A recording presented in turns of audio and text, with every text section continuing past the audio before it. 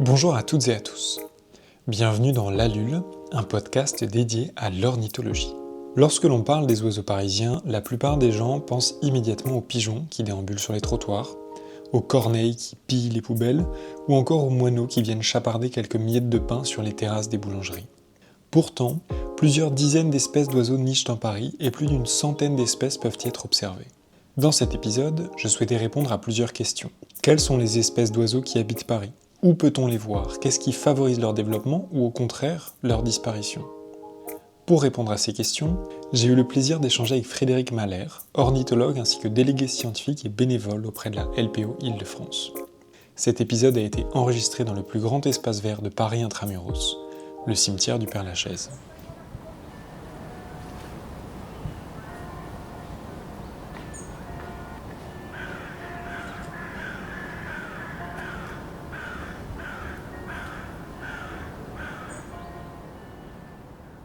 Bonjour Frédéric. Bonjour Léo. Alors est-ce que pour commencer cet entretien, tu peux te présenter s'il te plaît ?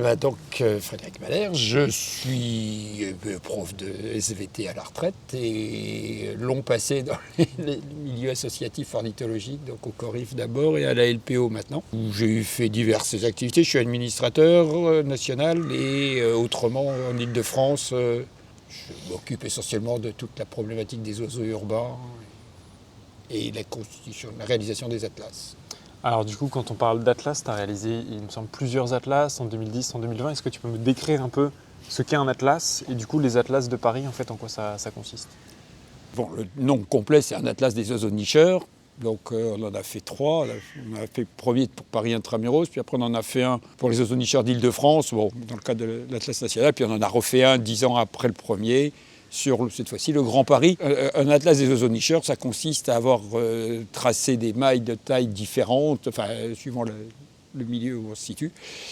Pour Paris intramuros, c'est 1 km de côté, et déterminer dans chacune de ces mailles la liste et si possible la quantité d'oiseaux nicheurs, espèces et effectifs. Et du coup, les conclusions de ces atlas, c'est est-ce qu'il y a des oiseaux en dehors des pigeons et des corneilles qui vivent dans Paris ? Alors ça a été la grande surprise quand on a fait le premier atlas. Bon, évidemment, si on s'est lancé là-dedans, c'est qu'on savait qu'il y en avait quand même d'autres. Bon. On aurait tablé sur une quarantaine d'espèces. Or, en fait, on en a trouvé 60. 60 espèces nicheuses, c'est-à-dire qui font leur nid, qui se reproduisent dans Paris, avec certaines espèces, des effectifs assez surprenants. J'ai gagné un pari sur la quantité de jets qu'il y avait dans Paris, et c'était 100 couples, l'ordre de grandeur, ce qui était inattendu pour la plupart. Et est-ce que du coup, juste pour donner un peu un exemple aux gens qui nous écoutent, tu pourrais donner quelques espèces qui peuvent paraître comme improbables en tant que nicheuses à Paris ?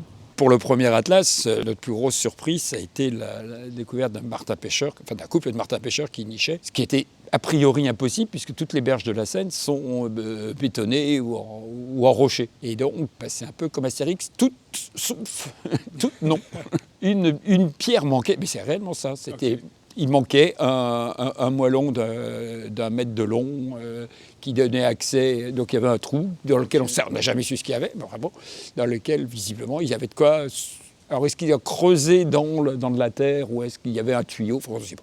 Toujours dit qu'il nichait. Et puis l'autre espèce spectaculaire qu'on attendait le premier atlas et qu'on a eu évidemment le deuxième, c'est le faucon pèlerin, qui est une espèce qui avait quasiment disparu de France dans les années 70 et qui est redevenue progressivement de plus en plus nombreuse et s'établit en ville.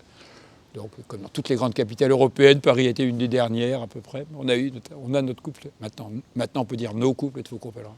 Mais le premier, c'était donc en 2011. D'accord, ok. Donc du coup, Frédéric, on se trouve actuellement dans le cimetière du Père-Lachaise. C'est l'un des plus grands espaces verts de Paris, le plus grand, tu m'as dit tout à l'heure.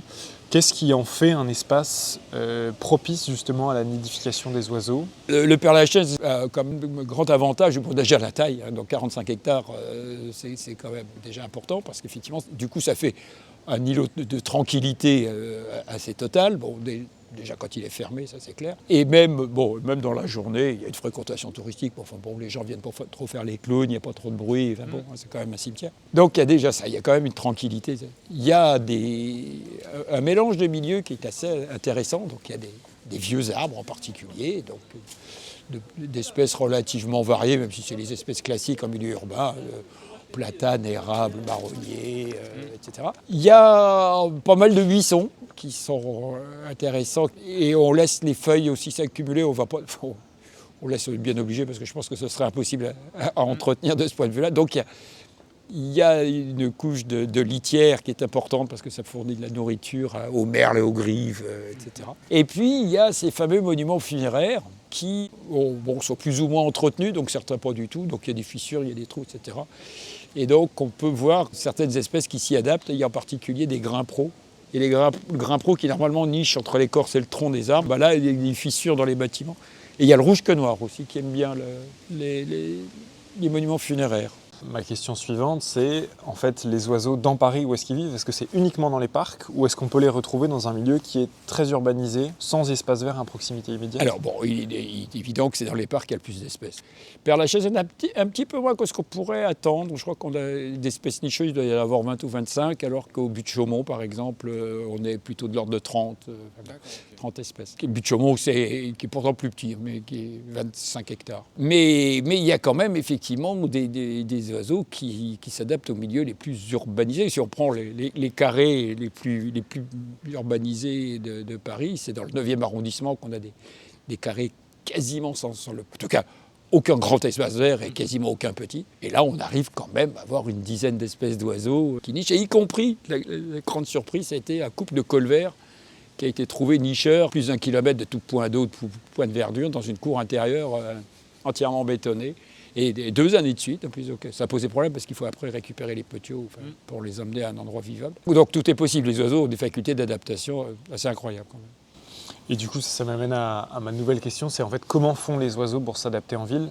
De ce que j'ai remarqué moi de l'ornithologie, c'est que les oiseaux urbains sont quand même moins craintifs que les oiseaux qu'on peut retrouver après dans la nature. Est-ce que c'est moins de crainte qui leur permet de s'adapter et être à proximité de l'homme? Comment ça se fait? Il y a une certaine prédisposition, c'est-à-dire que les gens qui ont étudié ça de plus près disent qu'effectivement, n'importe quelle espèce ne peut pas s'adapter à la ville. Il y a un peu des prérequis et sont favorisées les espèces qui sont déjà au départ un peu moins craintives vis-à-vis de l'homme, qui sont un peu plus aventureuses, qui ont des exigences moins strictes. On peut presque tout résumer avec les corvidés, par exemple. Et juste quand tu parles d'exigences, c'est plus des exigences alimentaires, de lieux de nidification? Ça peut être les deux, mais effectivement, si les exigences alimentaires sont trop strictes, les oiseaux ne vont pas le trouver forcément en ville ce qu'ils cherchent. Par contre, les espèces qui réussissent le mieux sont celles qui sont déjà au départ plus ou moins omnivores, ou en tout cas, même si elles sont végétariennes, par exemple, un large spectre de plantes. Celle-là, par exemple, c'est le pigeon ramier qui s'adapte bien à la ville, parce que ça s'adapte à peu près à tous les végétaux.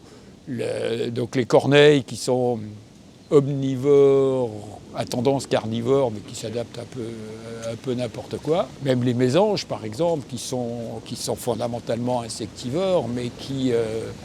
en hiver, par exemple, se contentent de graines. Donc voilà, des espèces beaucoup plus spécialisées, peut-être un peu plus compliquées. Donc du coup, jusqu'à maintenant, on a beaucoup parlé des oiseaux nicheurs dans Paris. Et en fait, est-ce qu'il y a uniquement des oiseaux nicheurs ou on a des oiseaux qui sont de passage? Et si oui, à combien est-ce que tu quantifies un peu les oiseaux qui peuvent être vus dans Paris? Donc il y a une 60aine d'espèces qui se reproduisent, mais il y a effectivement deux autres catégories d'oiseaux qu'on peut voir dans Paris. Il y a quelques espèces qui viennent passer l'hiver dans Paris. Un exemple tout bête, les mouettes qu'on voit sur la Seine, elles ne nichent pas dans Paris. Il y en a qui nichent à quelques dizaines de kilomètres de Paris, mais la plupart viennent de très loin. Elles viennent de toute l'Europe de l'Est et de l'Europe centrale. Donc il y a des espèces qu'on appelle hivernantes. Donc il y a quelques de grives scandinaves aussi, la grive mauvis qui peut s'arrêter, les tarins, voilà. Il y a quelques espèces comme ça qui passent l'hiver, mais il y a surtout beaucoup d'espèces qui passent au-dessus de Paris pour des migrateurs. Paris, c'est rien de spécial, c'est sur leur route. Éventuellement, il n'est pas impossible que le halo de lumière de l'agglomération parisienne, même attire à distance, un peu comme un énorme phare, détourne un peu des migrateurs nocturnes, donc il y aurait peut-être un peu plus, mais ça se discute, les gens ne sont pas d'accord. On peut rajouter facilement une centaine d'espèces migratrices, et là on a tout et n'importe quoi qui a été vu sur Paris. Au total, là par exemple, depuis le 1er janvier de l'an 2000, on en est à 201 ou 202 espèces d'oiseaux qui ont été vues dans ou au-dessus de Paris, intramuros, dont alors les plus invraisemblables, depuis qu'il y a des balisargos aussi sur quelques oiseaux, on a le gypaète barbu dans la liste des oiseaux parisiens, quand même le plus grand vautour d'Europe, cantonné normalement aux Pyrénées et aux Alpes maintenant, quoi. Et il me semble que dans les observations les plus improbables, il y a quelques mois, tu m'avais parlé d'une observation d'il y a quelques années, il me semble que c'était un phalarope qui avait été vu au but de Chaumont, non? Alors, il y a le fameux phalarope à bec large qui a été vu sur le parc des Buttes de Chaumont. Ça, c'est un petit échassier. Enfin, c'est un échassier marrant parce qu'il nage plus qu'il ne court, mais originaire de la toundra sibérienne et qui, normalement, va hiverner au large, essentiellement au large de l'Afrique occidentale. Bon, et qui est régulier en France sur les côtes, mais il y en a un comme ça qui est resté 15 jours sur le lac des Buttes de Chaumont. Qui a fait la joie de tous les ornithos qui étaient là, sauf moi, puisque j'étais parti. Et du coup, après, en fait, qu'est-ce qui va ensuite favoriser la présence des oiseaux en ville? Est-ce que c'est l'architecture urbaine? Est-ce que c'est la conservation des parcs urbains et leur gestion? Enfin, est-ce que tout oiseau peut s'installer dans tout type de ville, où il y a des mesures spécifiques qui leur permettent de s'adapter plus facilement à un contexte urbain? Il faut un milieu, enfin, il faut que ça ne concerne que les espèces qui ont originaires de certains milieux. En gros, les espèces urbaines sont des espèces d'origine forestière ou rupestre. Alors, est-ce que tu peux expliquer le terme rupestre? Donc, des espèces qui nichent en falaise.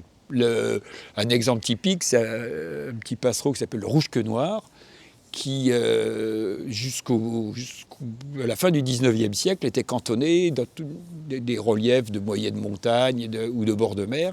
Hein, mais il fallait absolument de la falaise, quoi. Et puis, progressivement, il a découvert que la ville, il y avait quelque chose qui ressemblait à des falaises. Et donc, il s'est mis à nicher en ville, et progressivement, il est étendu. Et maintenant, on en trouve dans toute la France, même à des centaines de kilomètres de la première falaise, quoi. L'autre exemple, c'est le faucon pèlerin, évidemment, qui niche en haut de cheminées ou d'immeubles très importants. Et pour les oiseaux forestiers, en fait, du coup, eux sont cantonnés au parc urbain. Enfin, il n'y a pas des cas d'oiseaux forestiers qui, eux, vont réussir justement à intégrer un milieu complètement urbanisé. Il faut un peu ce prérequis, mais c'est à partir de là que les oiseaux vont pouvoir s'adapter. Okay. C'est-à-dire qu'on a assez bien suivi, par exemple, l'histoire du pigeon ramier. Le pigeon ramier qui maintenant est banal dans Paris, il n'a pas toujours été... Enfin, dans Paris, ça fait très longtemps qu'il y a des pigeons ramiers, c'est un peu l'exception européenne. Mais enfin, par exemple, à Marseille, il n'y a toujours pas de pigeon ramier dans la ville de Marseille, quoi. Donc il y a une vraie adaptation. Et donc, effectivement, ils commencent par venir dans les endroits qui ressemblent plus à leur milieu d'origine, donc les parcs. Et donc il s'est bien niché dans les parcs, et puis ensuite les arbres d'alignement des avenues. Et finalement, il s'est adapté. Maintenant, on trouve des pigeons ramiers qui nichent sur des bâtiments. Donc voilà. Donc les étapes, c'est à peu près toujours ça. C'est-à-dire, là, en ce moment, on voit par exemple les fauvettes à tête noire et les pinsons. Moi, c'est un truc qui me frappe depuis une dizaine d'années. Les fauvettes à tête noire qui étaient vraiment réservées aux grands parcs parisiens. Maintenant, de plus en plus, on les trouve dans les petits jardins de résidence, par exemple, ou des choses comme ça. Il faut quand même qu'il y ait des arbres, il faut quand même un minimum de choses. Mais pareil pour les pinsons. Avant, on ne les trouvait pas en dehors des grands parcs. Maintenant, on les trouve en dehors des grands parcs. Et ça, alors après, c'est très difficile à quantifier, je présume, mais ce temps d'évolution et d'adaptabilité, selon toi, il se chiffre en plus en dizaines d'années, en quelques années, en une génération? Ça peut être très rapide, hein. La bergeronnette des ruisseaux, parce qu'il y a quand même... dans mes prérequis de milieu forestier et de milieu rupestre, il y a quand même quelques espèces supplémentaires, et des espèces de milieu aquatique aussi. Donc la bergeronnette des ruisseaux, le premier cas de nidification régulière, parce qu'il y a eu quelques exceptions avant, c'était l'an 2000 dans Paris, intramuros.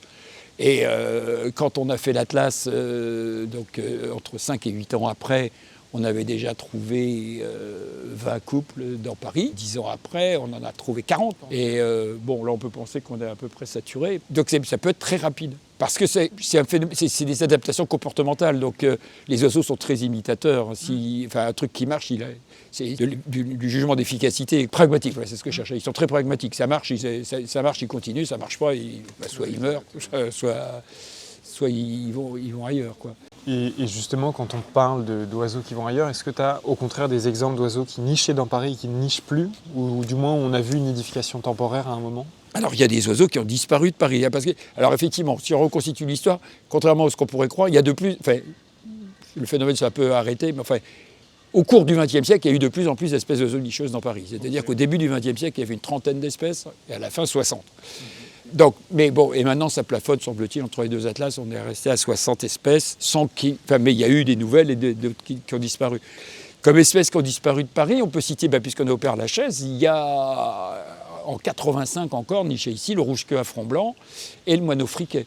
Alors que la corneille ne nichait pas, inversement. Enfin, peut-être 85 elle nichait déjà, mais en 75 elle nichait pas. Plus récemment, il y a quelques espèces qui soit ont disparu, soit sont à la limite. C'est le sorincini, le gobe-mouche gris et la citelle. Alors la citelle, en gros, on est sûr qu'il n'y en a plus. Et ça a disparu entre les deux atlas, donc entre 2005 et 2015. Le sorincini, il en reste quelques-uns, quelques couples, alors qu'il y en avait, entre 2005 et 2008, il y en avait 30 couples, quoi. Et le gobe-mouche gris, on a cru qu'il avait disparu. Puis il y a de nouveau un couple qui a été trouvé au Jardin des Plantes l'an dernier, donc qu'on n'a pas vu venir parce qu'il a dû nicher dans la ménagerie, donc personne ne l'a vu pendant la reproduction.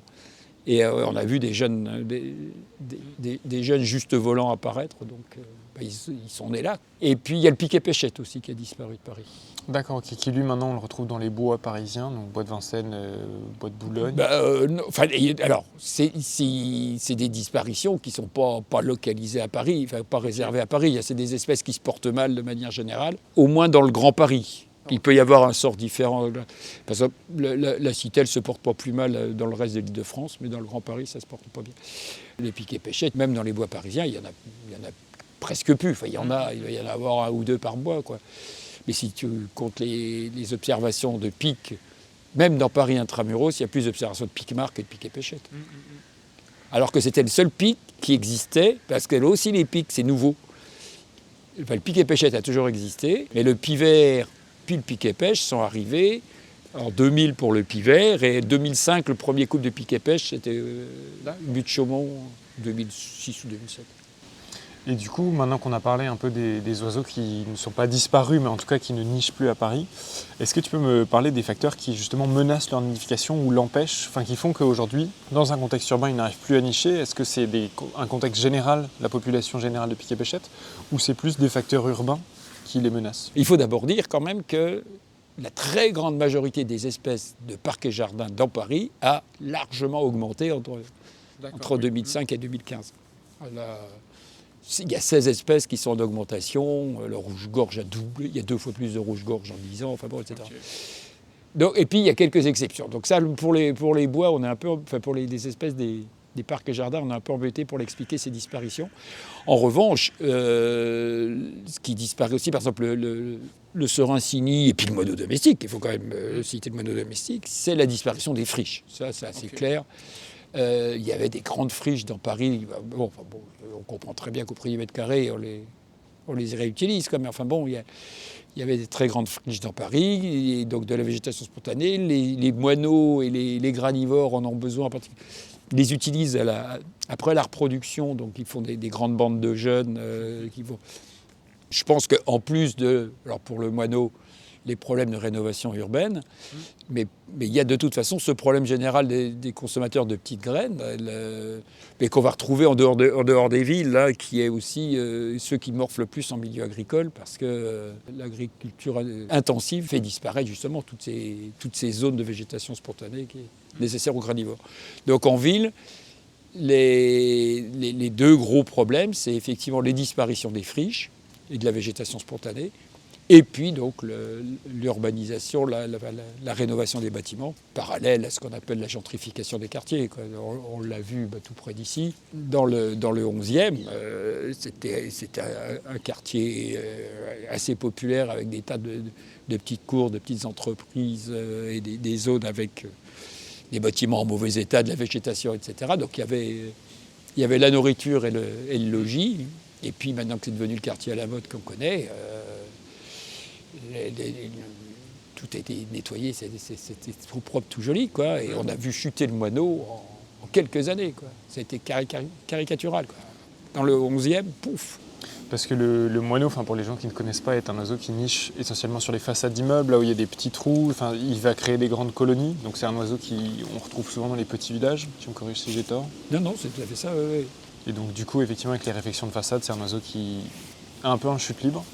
Alors c'est un peu plus compliqué que ça. Il y a eu une chute libre, puis là il y a une certaine stabilisation. Donc ça continue pas à diminuer, mais on n'est pas encore à rattraper des effectifs quand même. On a perdu 3/4 en 15 ans.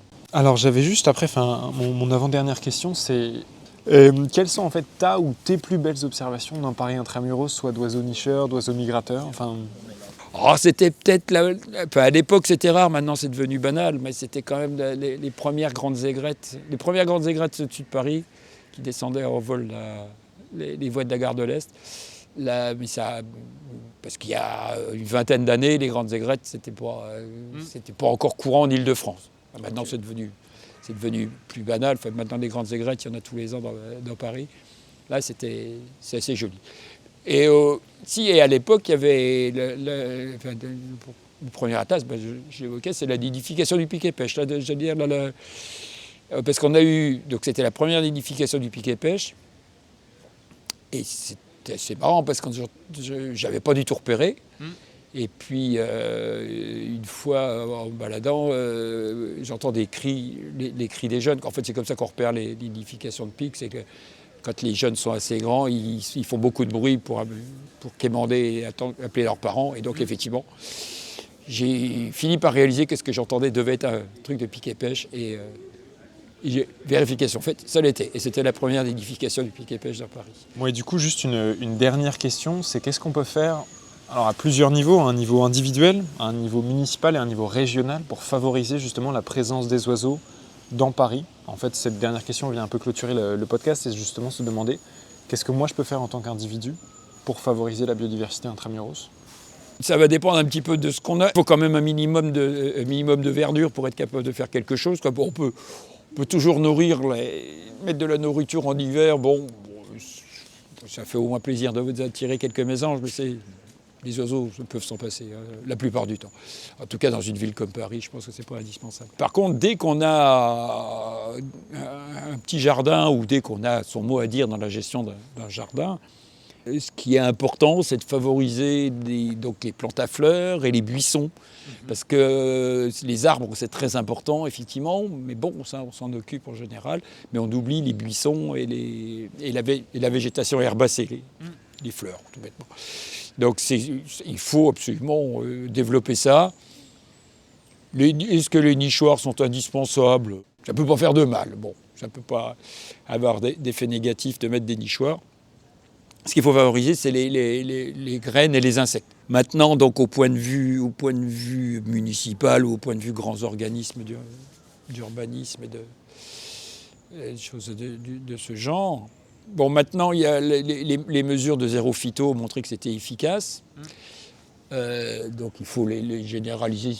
Maintenant, c'est devenu la loi, mais bon, il y a encore toujours différence entre la loi et son application.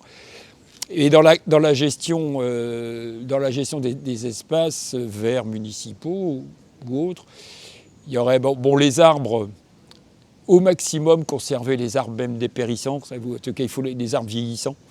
Ça, on parlait des pics, c'est quand même très important, les pics, les citelles, voilà. Puis effectivement, les buissons et les friches. Alors, c'est quelque chose qui arrive maintenant, ça rentrait un peu dans l'idée de pas mal d'aménageurs. On arrive à faire les nouveaux espaces verts qui sont créés, ont des espaces de pelouse, qui ne sont pas de la pelouse au sens gazon, et dans lesquels on laisse pousser une végétation spontanée, quitte à la couper en fauche tardive ou des choses comme ça. Et donc ça c'est important parce qu'effectivement, souvent on pense espace vert égale arbre, et oui, évidemment, il en faut. Mais je pense qu'il faut... on sous-estime souvent les arbustes et les buissons, avec dans les arbustes et les buissons, en plus, donc évidemment des espèces locales, et si possible favoriser les arbustes à baies, donc qui vont pouvoir nourrir les oiseaux, et le lierre grimpant. Voilà, ça garde ses feuilles en hiver, donc ça fait des abris pour les moineaux, en particulier pour les dortoirs. Ça fait des fleurs très tardives, donc ça attire les pollinisateurs fin août, fin septembre, voilà, là où il n'y a déjà plus grand-chose. Et ça fait des fruits très tardivement, donc en fin d'hiver. Et donc là aussi, ça attire les merles, les fauvettes, etc. Bon, j'ai l'impression qu'on a fait le tour de toutes les questions. Merci beaucoup en tout cas, Frédéric. You're welcome. Merci d'avoir écouté cet épisode de L'Allule, un podcast dédié à l'ornithologie. Vous pouvez retrouver le podcast sur Instagram et je vous incite à vous abonner, à noter le podcast et en parler autour de vous. Merci de faire exister L'Allule et à dans 2 semaines.